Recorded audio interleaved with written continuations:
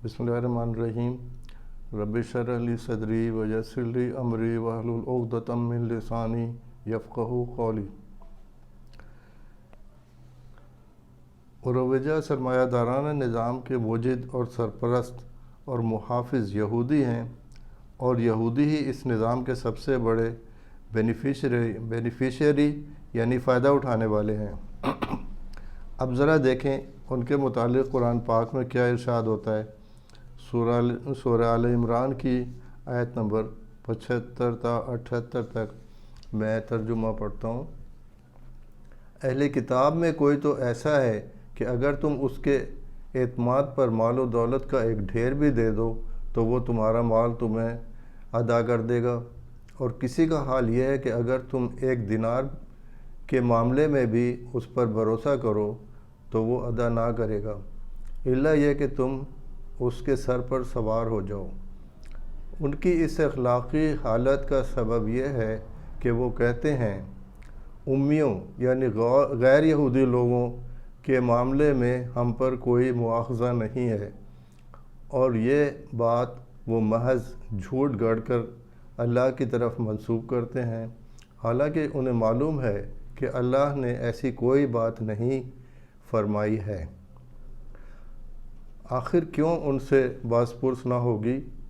जो भी अपने अहद को पूरा करेगा और बुराई से बचकर रहेगा वो अल्लाह का महबूब बनेगा, क्योंकि वो परहेज़गार लोग अल्लाह को बहुत पसंद हैं।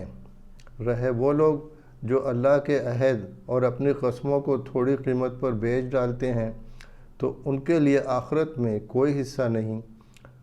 अल्लाह क़यामत के रोज़ न उनसे बात करेगा, न उनकी तरफ देखेगा और न उन्हें पाक करेगा, बल्कि उनके लिए तो सख्त दर्दनाक सज़ा है। हैं जो किताब पढ़ते हुए इस तरह ज़बान का उलट फेर करते हैं कि तुम समझो जो कुछ वो पढ़ रहे हैं वो किताब ही की इबारत है, हालांकि वो किताब की इबारत नहीं होती। वो कहते हैं कि ये जो कुछ हम पढ़ रहे हैं ये खुदा की तरफ से है, हालांकि वो खुदा की तरफ से नहीं होता। वो जानबूझकर झूठ बात कर अल्लाह की तरफ मंसूब कर देते हैं। हम ये देखते हैं कि सूद के ख़ात्मे की क्या अहमियत है, और इसके बारे में मैं हुर्मत रिबा और गैर सूदी मालियाती निज़ाम किताब से जनाब डॉक्टर महमूद अहमद गाज़ी साहब की तहरीर है, कुछ इक़्तिबासात पढ़ता हूँ।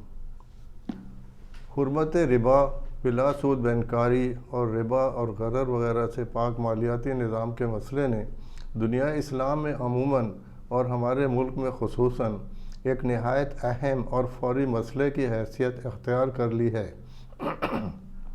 ऐसा मालूम होता है कि अब जदीद दुनिया इस्लाम में निफाज़ शरीयत की पूरी मुहिम की कामयाबी का दारोमदार मसले सूद के मुनासिब और फौरी और काबिल अमल हल और उसके रास्ते में दरपेश रुकावटों को कामयाबी से दूर कर लेने पर है।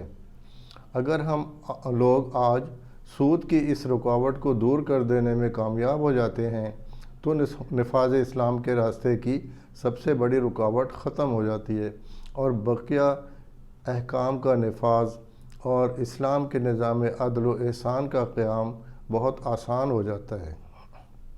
लेकिन जो मसला जितना अहम और जितना बड़ा होता है और उसका काबिल अमल हल उतनी ही बड़ी संजीदा कोशिशों का मुतक़ाज़ी होता है। अफसोस की बात यह है कि रिबा के मामले में अब तक हमने मिन हैसुल कौम कोई संजीदा कोशिश नहीं की।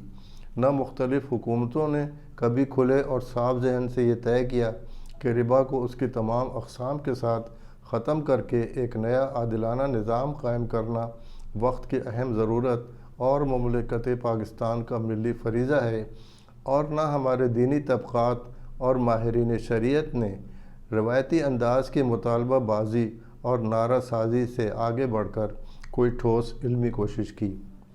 ये काम न महज हुकूमतों के करने का है और न सिर्फ उलमा और माहिरीन शरीयत का, ये पूरी कौम की इज्तिमाई ज़िम्मेदारी है जिसकी अंजाम दही में उलमाए कराम, ماہرین شریعت، ماہرین اقتصادیات و بینکاری، ارباب حکومت و سیاست اور اصحاب ادب و صحافت سب کو بقدر استطاعت حصہ لینا ہوگا۔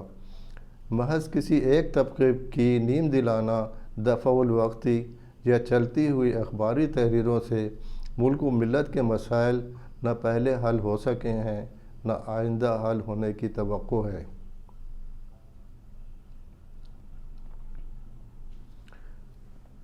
اب یہ بات واضح کرنا ضروری ہے کہ قرآن مجید اور سنت رسول صلی اللہ علیہ وسلم میں سود یعنی ربا کو واضح طور پر قطعیت کے ساتھ بغیر کسی شک و شبہ کے اور بغیر کسی اختلاف رائے کی گنجائش کے حرام قرار دیا گیا ہے، اور یہ حرمت ان ضروریات دین میں سے ہے جس کے بارے میں کسی قسم کا شک و شبہ انسان کو اسلام ہی سے خارج کر دیتا ہے۔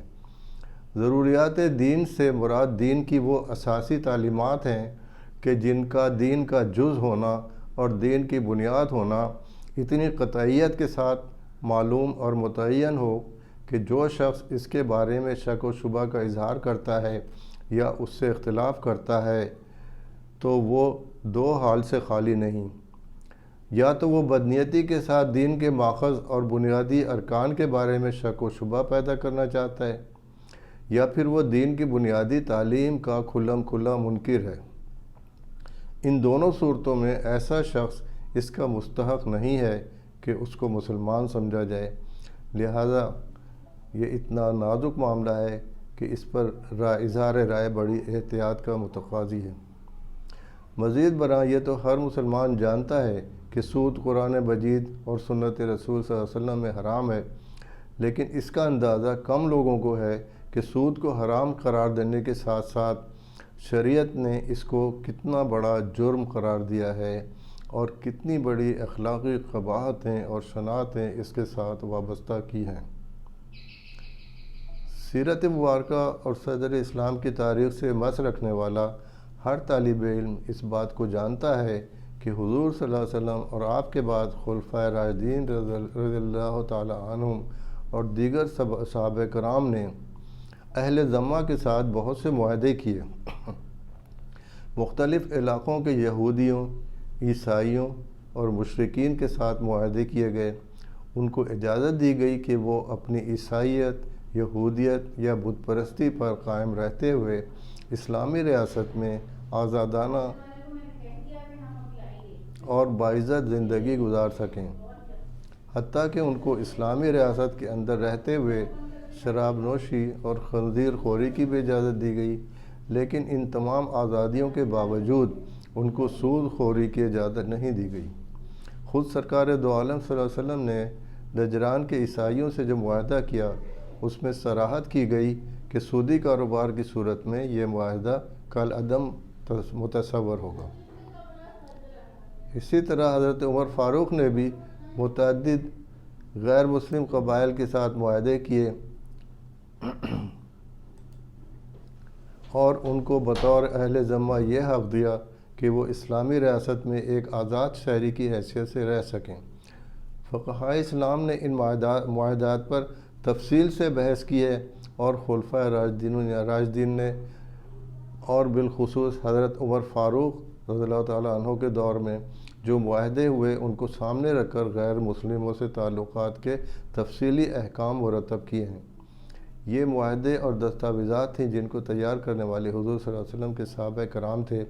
ان سے زیادہ مقدس معاہدوں اور دستاویزات کا کوئی تصور بھی ایک مسلمان کے دماغ میں نہیں آ سکتا۔ ان دستاویزات اور معاہدوں میں یہ بات ملتی ہے کہ اگر تم لوگوں نے سودی کاروبار کیا تو یہ معاہدہ ختم ہو جائے گا۔ اس کے صاف معنی یہ ہے کہ ان سے کہہ دیا گیا تھا کہ اگر تم کسی مسلمان کو قتل کر دو تو جس نے قتل کیا اس کو سزا دیں گے، تمہیں من حیث القوم کچھ نہیں کہا جائے گا، تمہارا معاہدہ باقی رہے گا۔ تم ہمارے خلاف سازشیں کرو گے تو جو سازش کرے گا اس کو سزا دیں گے، تمہارا معاہدہ باقی رہے گا۔ جو جاسوسی کرے گا اس کو سزا دیں گے لیکن معاہدہ باقی رہے گا۔